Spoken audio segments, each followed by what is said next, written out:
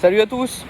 Eh bien, je vous fais une petite vidéo pour les Frenchies. Donc, comme vous pouvez voir, vous pouvez entendre, c'est la mer. J'ai juste derrière moi, je vous fais voir. Hop, voilà. J'ai l'eau. Bora Bora.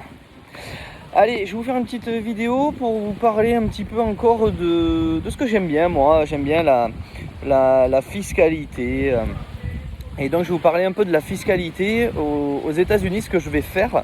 Donc en Floride, ça va être de l'achat-revente ou donc de l'achat-revente rénovation, achat, rénovation, revente directement aux Américains ou aux Français. Et je vais aussi faire achat, rénovation, revente avec location. C'est-à-dire que si tu veux acheter un bien aux États-Unis et avoir des revenus, c'est tout à fait possible. Moi, je vais le faire aussi de mon côté, mais voilà, pour le business, comme je dois faire travailler les Américains, donc je vais les employer pour faire la rénovation. Moi, je vais en faire un petit peu aussi. Si je peux faire la réno avec eux, comme ça, j'apprendrai les termes techniques avec eux. Donc ça peut être sympa. Vous aurez des vidéos sur tout ça, donc sur les Frenchies. On va parler donc de cette fiscalité qui est avantageuse aux États-Unis. Donc déjà, il n'y a pas donc de double imposition. Les États-Unis disposent d'une fiscalité beaucoup plus avantageuse par rapport donc à la France et elle peut bénéficier de beaucoup d'abattements au niveau fiscaux. Donc ça n'a rien à voir, ça c'est clair.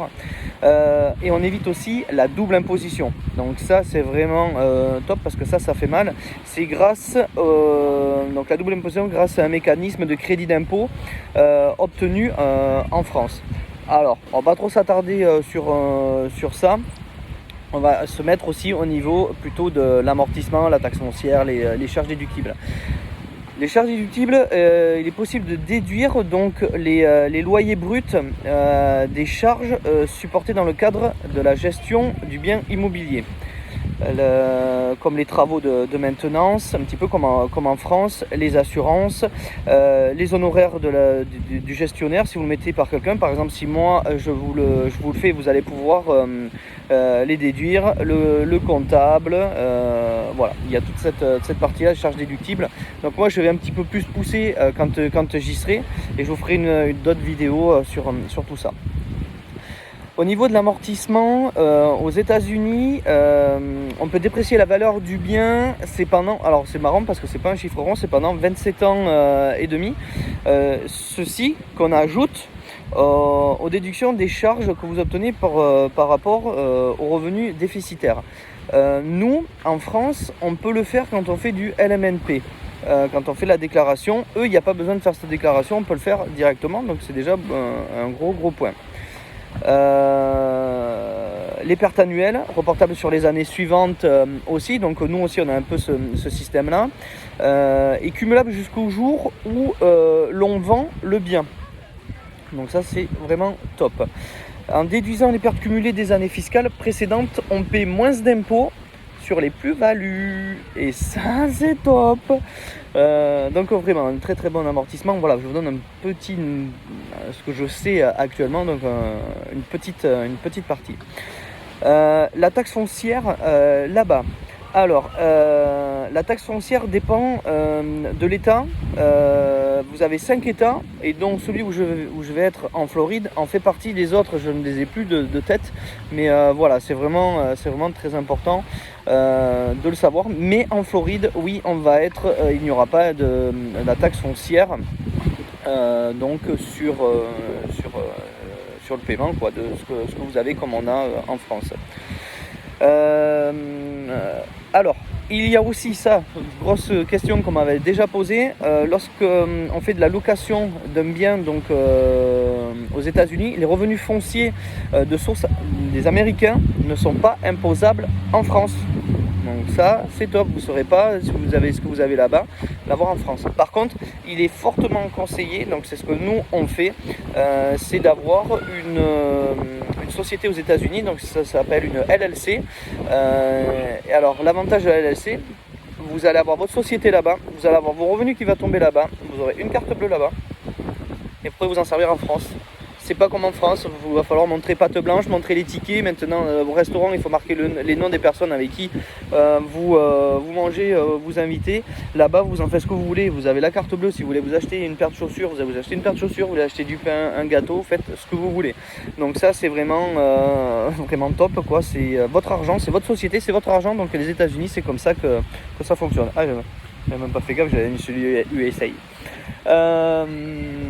Quoi vous dire d'autre, ce qu'il y a c'est que c'est moi qui vais pouvoir vous le gérer, donc vous aurez un seul interlocuteur.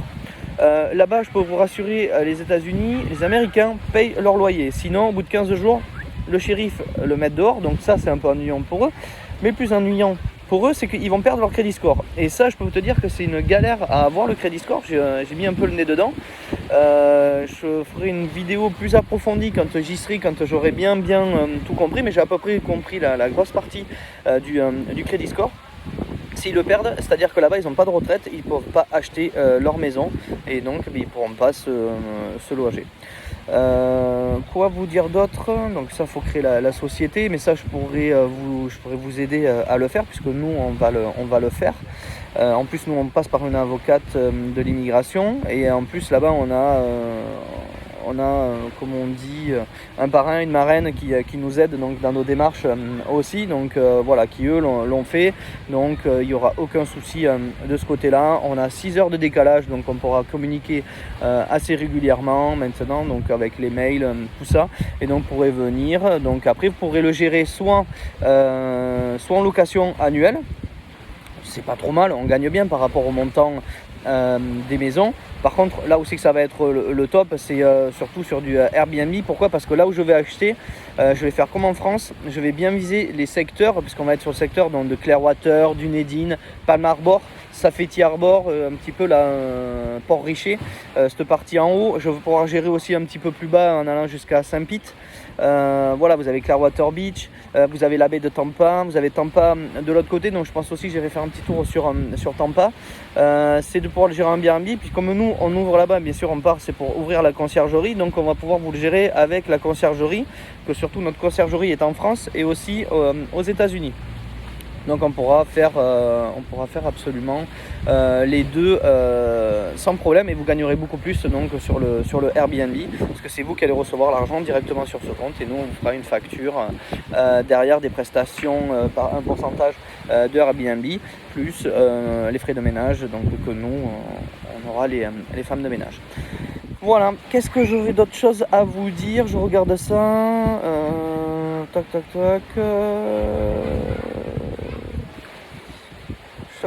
Je regarde parce que je me suis fait un petit truc pour pouvoir bien tout vous expliquer. Donc il y aura une garantie de la mise en place du locataire. Ça c'est moi qui m'en occuperai. Les travaux pareil, donc on prendra des professionnels puisqu'il faut faire travailler des Américains. Donc là-bas je vais voir comment ça fonctionne au niveau des garanties, ça je vous le dirai aussi. Il y aura une garantie de paiement donc au mois, donc au plus tard au 15, là-bas c'est comme ça. Tac. Si vous voulez revendre le bien, on pourra s'en occuper aussi. Ce qu'il y a là-bas, c'est que acheter, c'est 15 jours, 3 semaines. Ça passe pas par un notaire, ça passe directement par un avocat, comme on dit un lawyer. Vous avez vu, j'apprends bien mon anglais. Et donc voilà, c'est beaucoup plus rapide et c'est beaucoup moins cher aussi. En France, 150 000 euros, tu as à peu près 12 000, entre 11 et 12 000 euros de frais. Là-bas, tu tournes entre 2000, 2005, je crois, à peu près à tout casser. Donc, et puis en 15 jours, 3 semaines. Donc voilà, bah écoutez, pour cette petite vidéo de business, on va dire, de ce que l'on va faire là-bas.